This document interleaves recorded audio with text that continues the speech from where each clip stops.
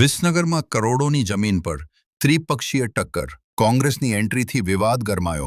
સેવાદળની જમીન મુદ્દે પોલીસ કોંગ્રેસ આમને સામને. કોર્ટનો હુકમ લાવો કહી પોલીસનો કડક વલણ. વિસનગરની આદર્શ હાઈસ્કૂલ નજીક આવેલી જૂના સેવાદળની કરોડોની કિંમતની જમીનનો વિવાદ હવે ચરમસીમાએ પહોંચી ગયો છે.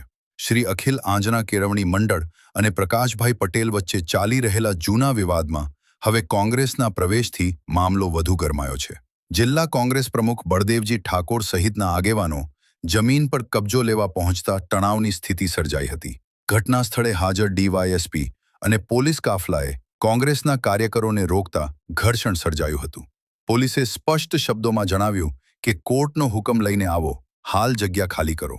પોલીસના વલણથી બળદેવજી ઠાકોર લાલઘુમ બન્યા હતા અને પોલીસ નેતાઓ વચ્ચે ઉગ્ર શાબ્દિક યુદ્ધ થયું હતું, જેના કારણે સમગ્ર વિસ્તારમાં તંગ વાતાવરણ જોવા મળ્યું.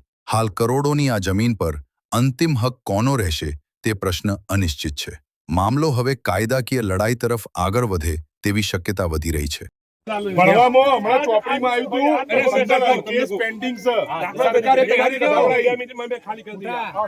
જો અમારે હોય આવતીકાલે છે કોર્ટનો ઓર્ડર લઈ આવજો, પછી પટિશન લેજો. આજની તારીખનો લેટેસ્ટ પરિસ્થિતિનો જે બી ઓર્ડર હોય ને એ ઓર્ડર આપણે લઈ આવજો. મારી વાત આપણે કહો તમે.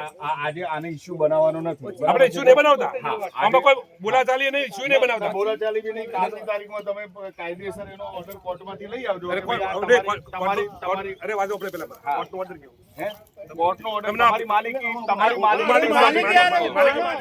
ના ના, તમારી કોર્ટ એમ કહી દે કે ભાઈ આમને કોર્ટની વાત જ નથી, આમને પરમિશન આપી દેવું. પોઝિશનની વાત જ નથી. આમાં કોનું પોઝિશન એનો સવાલ. તમે મારી વાત પહેલા સમજવાનો ઝઘડો છે એવી કોઈ ઝઘડો નહીં. કોઈ અમે કોઈને બાકવા આવ્યા છે, કોઈ અમને બાકવા આવ્યા છે. પહેલા હું તમને ચોખવટ કરું.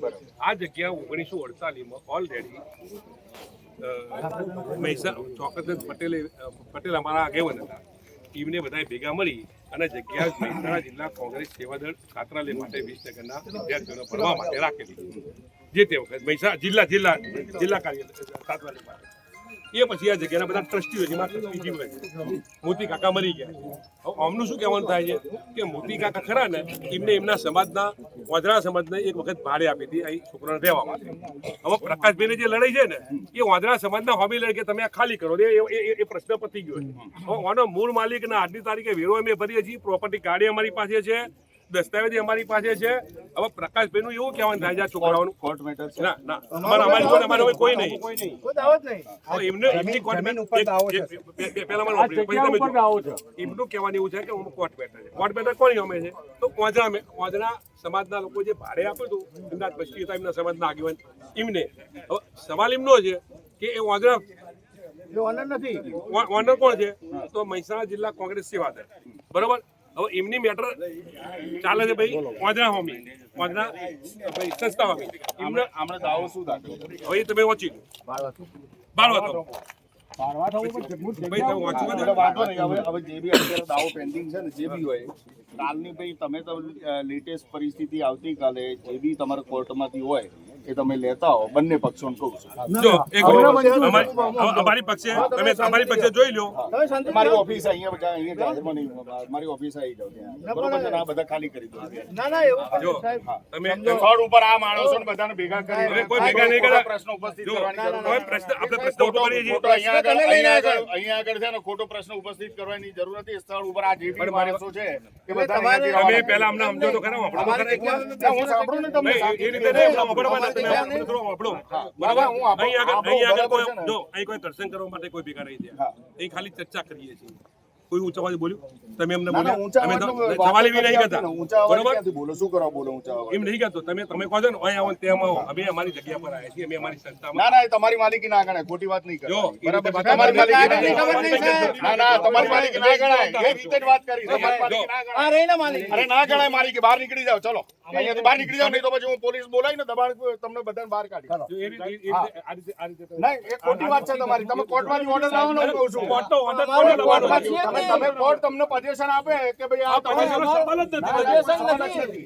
એમાં કોઈ પ્રશ્ન નથી. ના, મારે પટેલ સાહેબની વાત કરવી છે બધી. હું પટેલ સાહેબથી વધારે ભણેલો છું. બરાબર?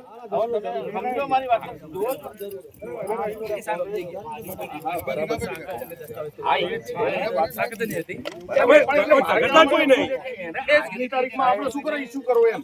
કોર્ટમાંથી latest જે order છે, એ latest order નહીં આવે કે ભાઈ આમનું position થાય છે. property card અમારું છે. એક મિનિટ. વેરો ભરે તો માલિકી પ્રસ્થાપિત થતી નથી. ના, ના, વેરો ભરે માલિકી તમે એમ કહી દો કે વેરો ભર તમે. આ સાત મારી વાત સાંભળો તમે. કોર્ટમાં દાવો પેન્ડિંગ છે. ના, અમારે આમાં નથી. અમારે તમે આ વાત સમજો. એક મિનિટ. આ બાજુ સાહેબ તમે ભાઈ બરાબર સમજો. આ જગ્યા રહી ને એ પ્રોપર્ટી કાર્ડ તમે કહો છો ને માલિક એટલે હાથ બાર માં હાથ બાર માં માલિક એમ હા, બતાડો દસ્તાવેજ બતાડો.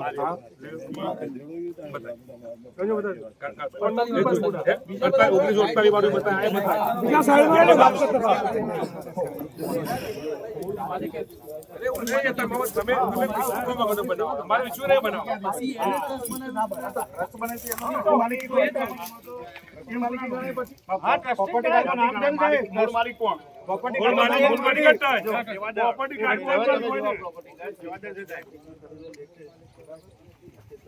તારીખ બતાવી દો સાહેબ. આ જિલ્લા કોંગ્રેસ સેવાદળ છાત્રાલયની વર્ષો જૂની 1948માં આ જગ્યા મહેસાણા જિલ્લા કોંગ્રેસ સેવાદળ નામે ચાલે છે. અહીંયા આગળ સમગ્ર જિલ્લાના બાળકો ભણાવવા માટે મહેસાણા જિલ્લા કોંગ્રેસ દ્વારા સેવાદળના નામે આ જગ્યા રાખી અને આમાં કાર્યક્રમ ચાલતા હતા. વર્ષોથી આ જગ્યા પડી રહી છે. આ જગ્યા પડી રહી છે ત્યારે મહેસાણા જિલ્લા કોંગ્રેસ સેવાદળનું કાર્યાલય નવેસરથી નવું બનાવવા માટે આજે આ જગ્યા પર અમે આવ્યા છીએ. પ્રોપર્ટી કાર્ડથી લઈને તમામે તમામ કાગળો આજે અમારી પાસે છે.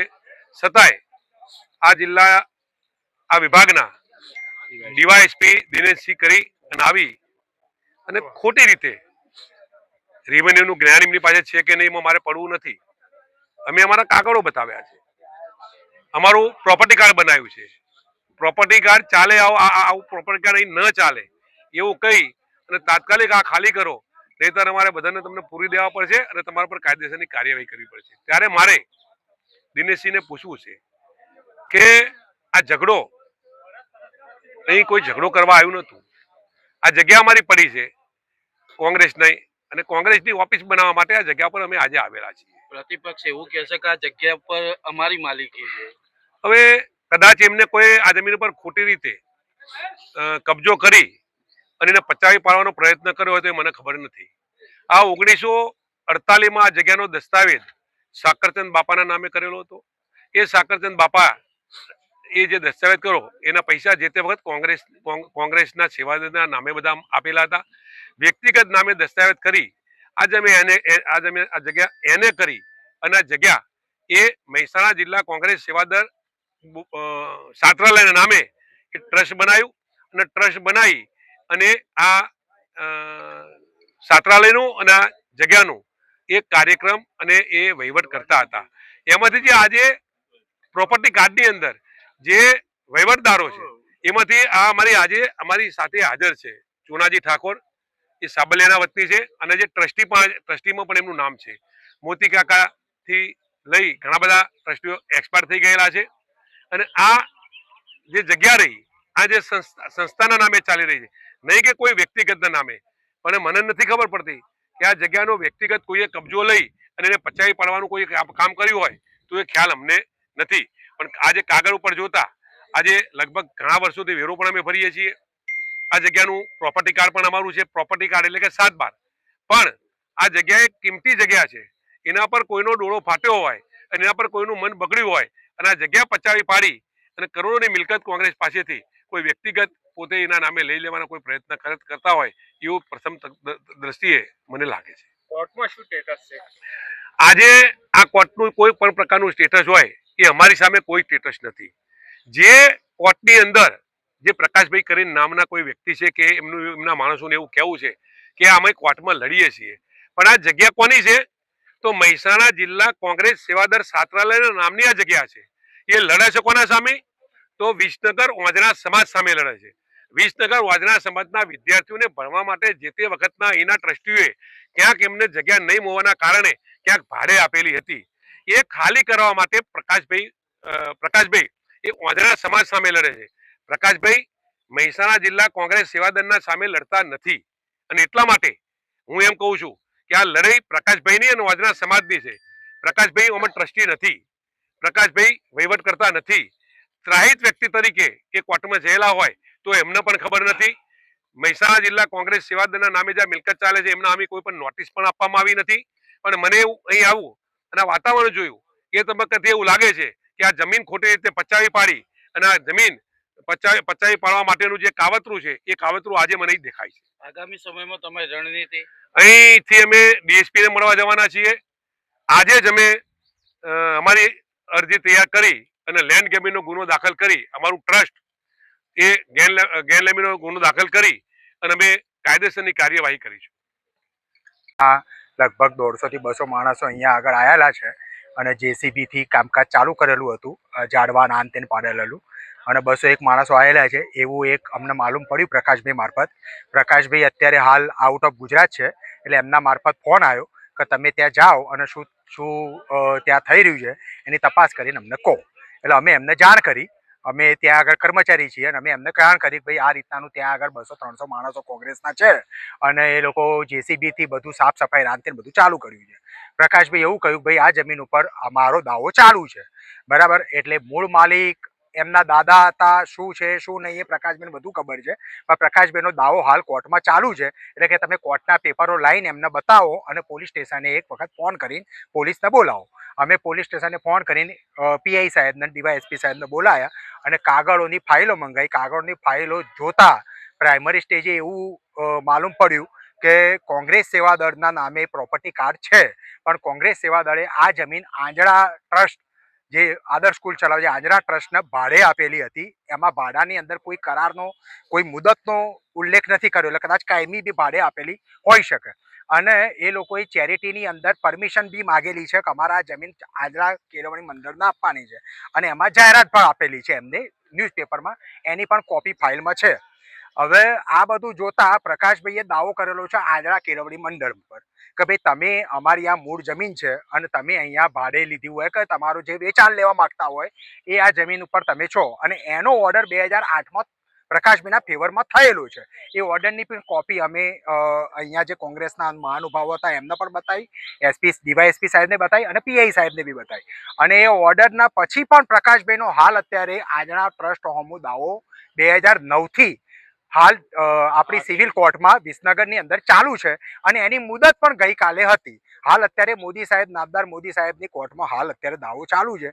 ગઈકાલે મુદત હતી, ગઈકાલે સાક્ષીઓ પણ તપાસવાનું હાલ સ્ટેજ ચાલુ છે. એટલે હાલ એ દાવો ચાલુ છે. જો કોંગ્રેસ સેવા સમિતિનો કંઈ પણ કહેવું હોય તો હાલ એ કોર્ટમાં જઈ કહી શકે છે અને કોર્ટમાં પોતાની રજૂઆત કરી શકે છે.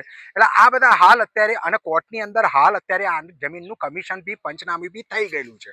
એટલે જ્યારે આવું બધું થયેલું હોય ત્યારે આ જમીનમાં આપણે આ રીતનાની પ્રવૃત્તિઓ કરીએ અને કબજો લેવાની કોશિશ કરીએ એ થોડું વધારે પડતું હતું. એટલે અત્યારે હાલ ડીવાયએસપી સાહેબ અને પીઆઈ સાહેબે કોંગ્રેસવાળા સભ્યોને અને આગેવાનોને વિનંતી કરીને અને ઓર્ડર કર્યો છે કે ભાઈ તમે અત્યારે હાલ આ જગ્યા ખાલી કરો અને તમારે જે કંઈ પણ હોય કોર્ટમાં અથવા તો મારી ઓફિસમાં રજૂઆત કરો.